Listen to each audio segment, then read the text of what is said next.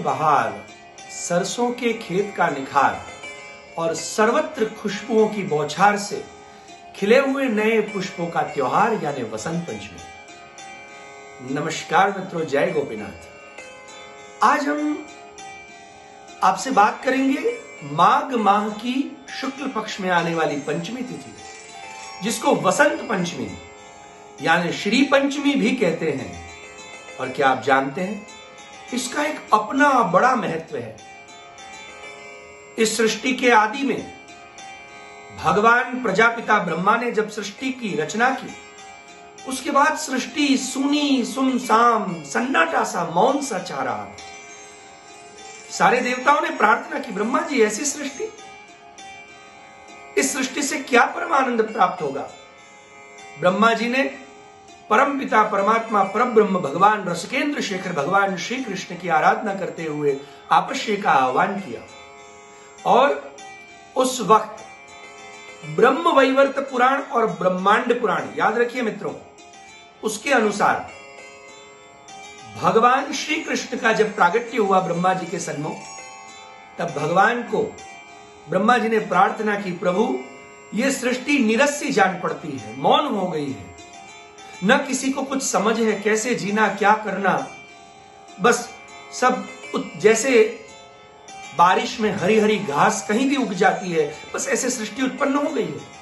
तब भगवान ने अपने मन में, क्योंकि भगवान कृष्ण आनंद रूप है, और भगवान कृष्ण ने अपने मन में आनंद भरते हुए अपने मन में इच्छा प्रकट की।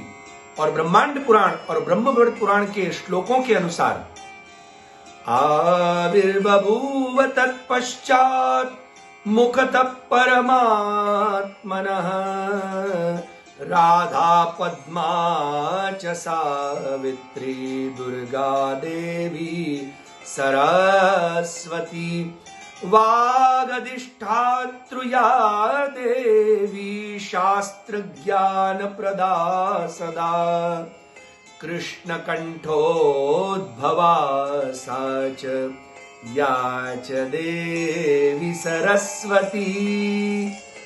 भगवान श्रीमुख के परमात्मा के आविर्बभूव, भगवान के मुखारविंद से शब्द निस्सृत हुआ और मन से इच्छा प्रकट हुई, और उससे 5 शक्तियां भगवान की प्रकट हुई, राधा, पद्मा, सावित्री, दुर्गा और वाणी की अधिष्ठात्री देवी सरस्वती।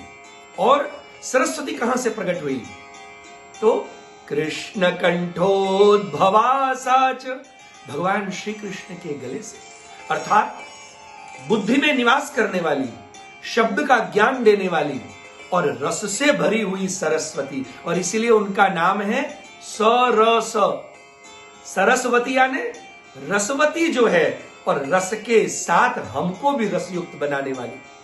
विश्व में अगर हमें ज्ञान ही ना हो कि हम मनुष्य हैं, तो हमें मनुष्यों में रस उत्पन्न कहां होगा।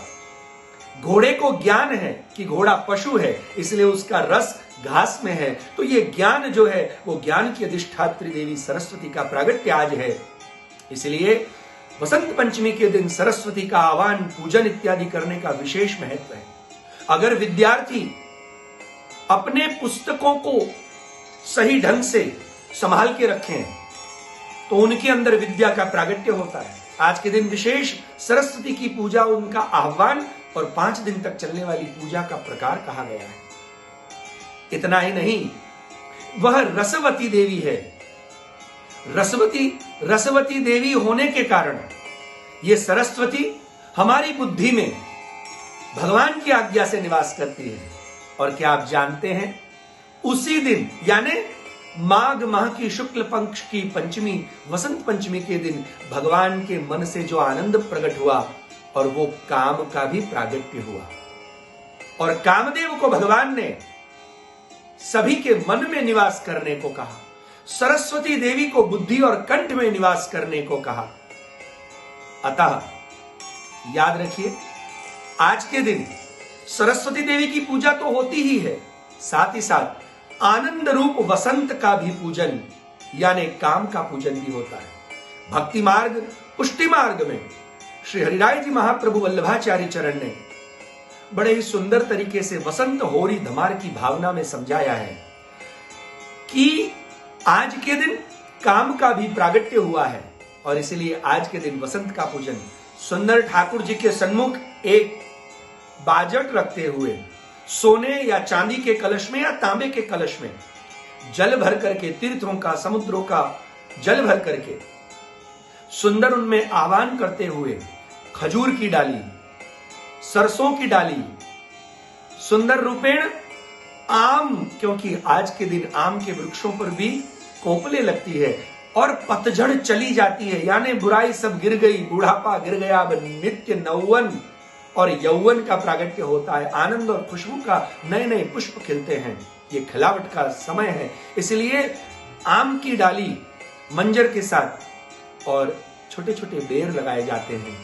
इस प्रकार उस कलश को सुंदर वस्त्र हल्दी या केसर से, हल्दी केसर लगा करके उस वस्त्र को रंगा जाता है, उसको रखा जाता है।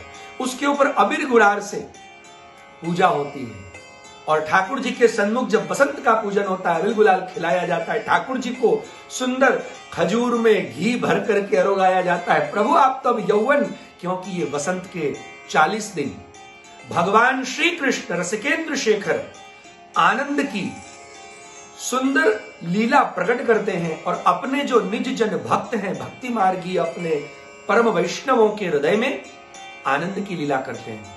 और 40 दिन में 10-10 दिनों के अंतराल में अपने 4 प्रकार के भक्तों पर कृपा करते हैं।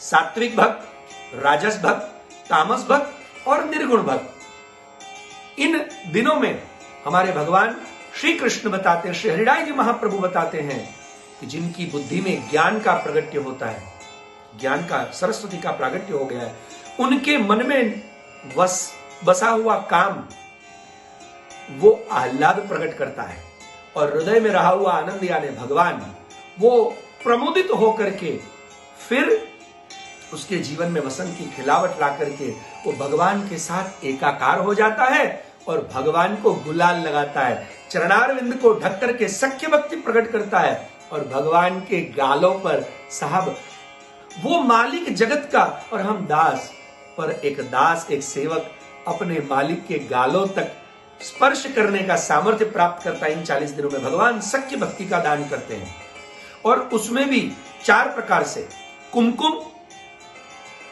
चुआ, चंदन, अबीर गुलाल, इस प्रकार भगवान खेलते हैं।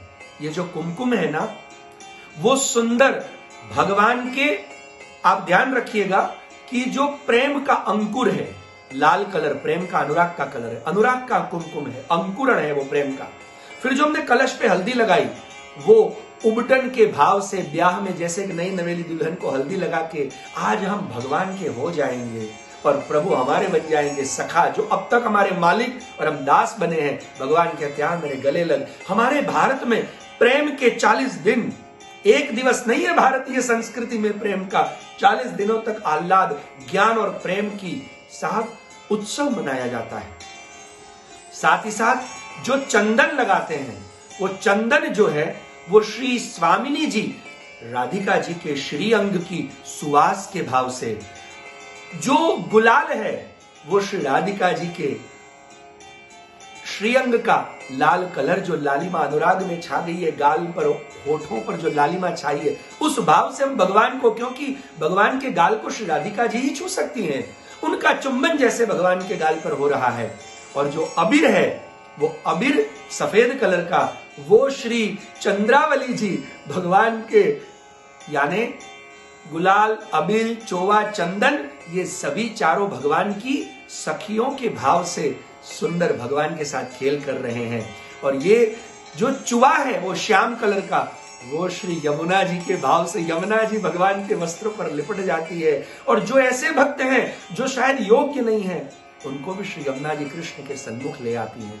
इस प्रकार भगवान की चारों सखियां, 5 सखियां, 4 युद्धाधिपति और सभी भगवान के साथ प्रेम का आनंद प्रकट करते हुए प्रेम स्वरूप सखियों के साथ भगवान खेल करते हैं। ये भक्ति मार्ग की आह्लाद है, इसलिए इस दिन का बड़ा महत्व है। सरस्वती पूजन करना चाहिए। विद्यार्थियों के लिए मैं विशेष सलाह दूंगा, अपने पुस्तकों को जो लोग सजा के रखते हैं उनकी पूजा करते हैं, उनको स्नान करके स्पर्श करते हैं, उन्हीं को ही विद्या देवी, क्योंकि सरस्वती वो भगवान के कंठ से प्रकट हुई है। इसलिए हम अपवित्र अवस्था में बिना स्नान किए हुए नहीं छूना चाहिए, ऐसे तैसे नहीं रखना चाहिए। ज्योतिष शास्त्र के अनुसार जो विद्यार्थी वसंत पंचमी से लेकर के वर्ष पर्यंत अपने पुस्तक सजा के रखते हैं, लेखनी यानी पेन इत्यादि का सम्मान करते हैं, स्नान करके छूते हैं, उनका गुरु पावरफुल हो जाता है, और गुरु पावरफुल होकर के भगवान श्री कृष्ण की कृपा से कंठ में सरस्वती आ जाती है, फिर उनको कुछ कहना नहीं पड़ता। मित्रों, ये हमारे वसंत पंचमी का त्योहार, हमारे ठाकुर जी के लिए भी आनंद का वसंत का त्योहार, आपके जीवन में भी ये अब नया साल सुंदर वसंत लेकर के आए, आपके जीवन में भी प्रेम प्रकट हो, बस यही शुभ भावना रखते हुए हमारे कन्हैया आपके जीवन में स्वामी प्रेमी बनकर के आए और आप लोगों के जीवन खुशबुओं से भर जाए, बस यही भावना रखते हुए मैं वीडियो से विराम लेता हूं। पुनः अंत में कहूंगा, अगर आपके जीवन में प्रेम आया हो और आपको इससे आनंद आता हो, जरूर इसको सब्सक्राइब करें, और अगर सब्सक्राइब कर दिया है तो शेयर करें और लोगों को आप पहुंचाए ये ज्ञान, ताकि वो लोग भी अपने जीवन में प्रेम प्राप्त कर सके। अगला वीडियो आने तक विदा लेता हूं। जय गोपीनाथ।